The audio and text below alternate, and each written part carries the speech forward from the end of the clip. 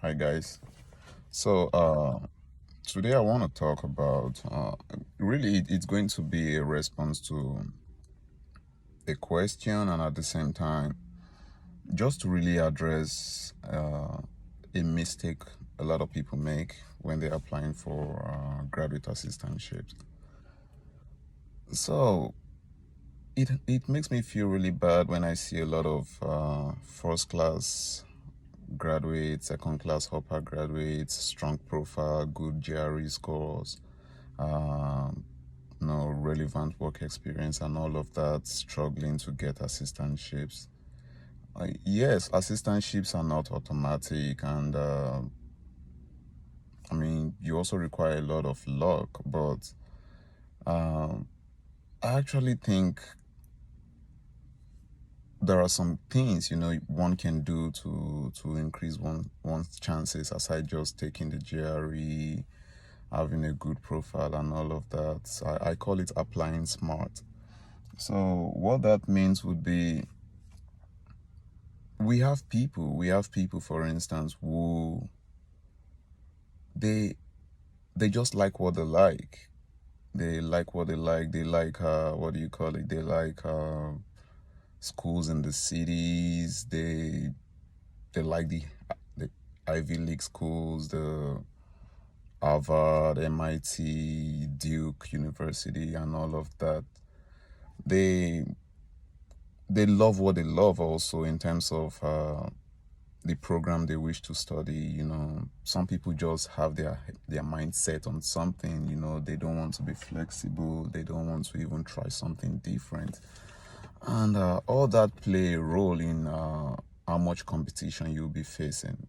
You want to go to Harvard. You also want to make sure it's an MBA. You don't want to be flexible on the program. You don't want to be flexible on the university and the city. You want to live in the city also. So a lot of stuff. And if you look at it, all that stuff play a role in the competition you'll be facing when applying for graduate assistantships. So what I see people, the pitfall I see people falling into most of the time are the things I just mentioned now. So if you are applying for graduate assistantships, I think two things I would recommend. If you are, even if you're a first class student, and a lot of average students, they know this and they do it a lot, but first class student, I think a lot of first class students, especially my brothers and sisters from Africa, that the ones I have interacted with, I don't want to generalize it, we always have this sense of entitlement. We just feel, oh, I have a first class, I have a second class hopper, I have a strong GRE score and all of that. We just want what we want. We just believe. It's good to believe and all that. It's good to believe, oh, I'm applying, I'm going to get it. This is what I want. Nothing will stop me and all. Yeah, all that stuff is good. But there's what we call safe application. If it's your dream to really come study in the US, when you come here, you come here with an I-20 of an average school. You can always transfer to the school you really desire. You can always transfer to Harvard. Transferring schools is one of the easiest thing here in this part of the world. So you can always transfer to Harvard, MIT anytime. Just get something. You don't have the fund to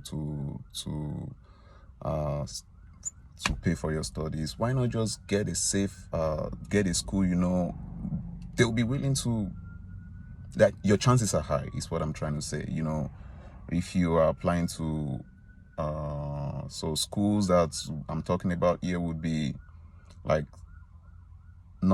schools that are not that competitive, like school. There are a lot of schools in the South, they are not like so strong, and your chances are high. Schools in down south, rural areas, schools in rural areas, you want to look at those schools because not a lot of people will apply to those schools, and not a lot will apply for assistantship. So your chances would go up. That's one. Then in terms of your program, for instance, you did a bachelor's in mechanical engineering, and you are so passionate about switching to IT, and you keep applying for masters in IT, masters or PhD in IT, and you are not getting funding. Professors don't want to fund you. They would rather fund a guy with an IT background over you, even if you're a first class graduate or a second class upper graduate. And that is not telling you anything. It should. What that is telling you is you are a stronger candidate in that undergraduate field of study, whatever it is, mechanical. So pursue an assistantship in mechanical. Apply for masters in mechanical as your safe option. Pursue assistantships in mechanical. So when you get those assistantships, when you get to the US, you can always transfer to an IT program with assistantships. At that point, it's easy because now you're in the US, you can always reach out to professors. You can even have lunch with them. You can visit the city, go have lunch with these professors, discuss your skills one-on-one with them, discuss what you have achieved, what makes you, a good fit for their research or their interest, whatever. At that point, it's easier for you to get a shot or get a slot. So that's how you do this stuff. Not just, I have GRE, I have good transcript, good GPA and all that stuff. No, it's more than that. I'm not an expert in this thing. I'm just giving, I'm just sharing my knowledge based on my experience, with this stuff. It's more than just the GPAs and the transcript and all of that. You want to apply to schools that are not so competitive. You want to apply to schools that a lot of first-class students don't look at because they think, they are up here. So you want to apply to those schools also as safe options. So what am I saying in essence? If you want to put in your applications, apply to MIT, Harvard, and all of that, but try to apply to one or two safe schools, and also apply for safe programs, program that you already have a strength in, that you stand a better chance because you're going to be up there on the pecking list, so you stand a better chance at securing assistantships in such programs. Then if you don't get assistantship with your desired school or program, you have something to bounce back to, and when you get to the US, you can always just switch. So that's all I have for today. I would do a comprehensive video about this and talk more about other areas, but for now, let's just keep it short. Thank you for sticking with me. Thank you for watching the video. If you enjoy this content, please, I would really appreciate you liking, sharing, and subscribing to my channel. Thank you so much. See you next time.